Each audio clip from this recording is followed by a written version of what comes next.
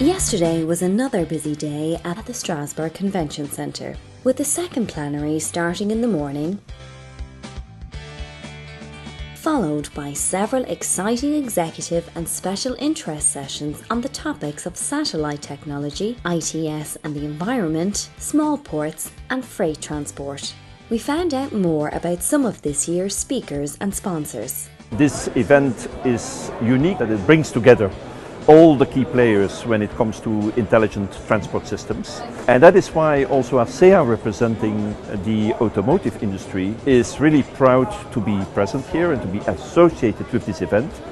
We as automotive industry can learn a lot talking with governments, with national authorities, with other industry sectors and understand what they want, so that whatever mobility solutions our OEMs are working on can better meet the expectations and the needs of a variety of stakeholders. It's clear that within the next decades, the automotive industry is going to completely reinvent itself, and that's going to be really partially through the combination of two big trends coming together. On the one hand, you have the trend towards decarbonization, and second is digitalization, which of course brings us to connected and automated driving. We see lots of potential coming from connected automated driving. It will allow us to increase safety.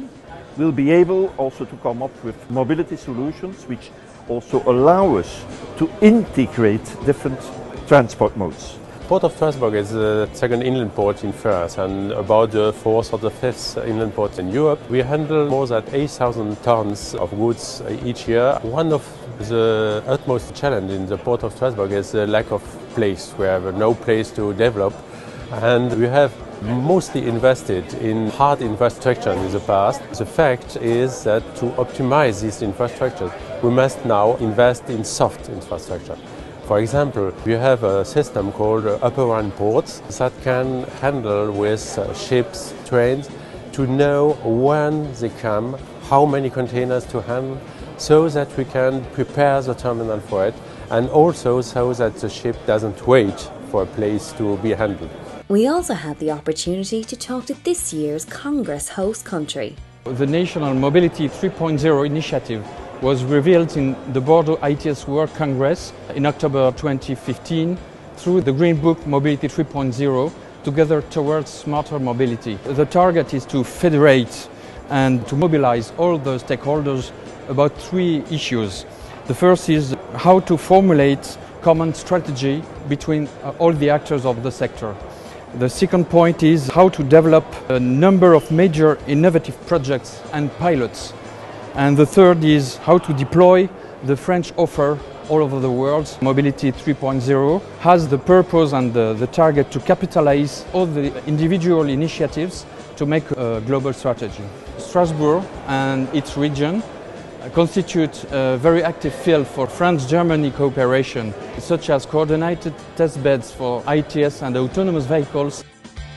We got the opportunity to try some interesting demonstrations, including eCall. One of the projects that we're working on at the moment, which we consider to be one of the new markets for satellite, is how do we support safety services for everybody in the world. And one of the projects we're working on is the new eCall, Next Generation 112 program. And when you have an accident, a car in an accident, the information is transferred by the car to the emergency services directly to the police vehicles, so they know exactly what they're dealing with before they get to the accident. Satellites have been used for emergency call handling for mariners and for aviation for many years, and they're essentially empowered by the satellites that orbit the Earth. So they really cover a very large area. What's really interesting now is some of the new satellites allow you to make very small devices, and those devices can be almost invisible. You can carry them in your pocket or you can put them on a vehicle. So they become part of the hidden infrastructure, and that's really quite new, and it's one of the new opportunities. So whereas in the past we might just have had satellite connectivity on trucks, for instance, that go internationally, now you can have it on everything. Not only are satellites used for connectivity and positioning, they're also used for actually monitoring infrastructure. So you can see from space the state of bridges, the congestion on the road networks. You can actually monitor things to a very high precision, millimetric precision. And what that means is you can actually determine the state of the infrastructure and use it from an ITS perspective.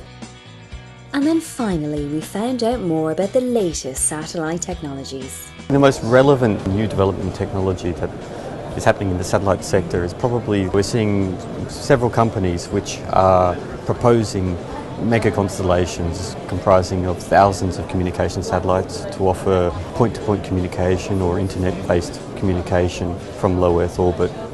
We've had internet and point-to-point communication with satellites before, but typically they've been up in either medium Earth orbit or geosynchronous orbit, where it takes quite a long time for the signal to get out to the satellite and back down again.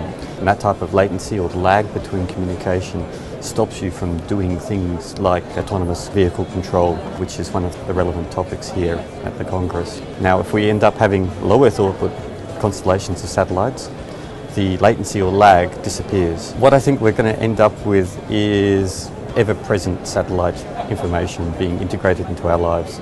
We've seen this with navigation, so in your smartphone you will have a GPS or a GNSS chip which will pick up your position, and I expect to see the same with the other aspects of satellite applications. Today, this year's Mayor Summit is hosted at Strasbourg Administrative Centre with over 30 city representatives. Also, don't miss the executive sessions on transport network evolution, new mobility services, and ITS and the environment. After such a busy day, take a break and join us for a drink at 5 p.m. at the Urtico stand and at the gala evening at La Villa K Sturm.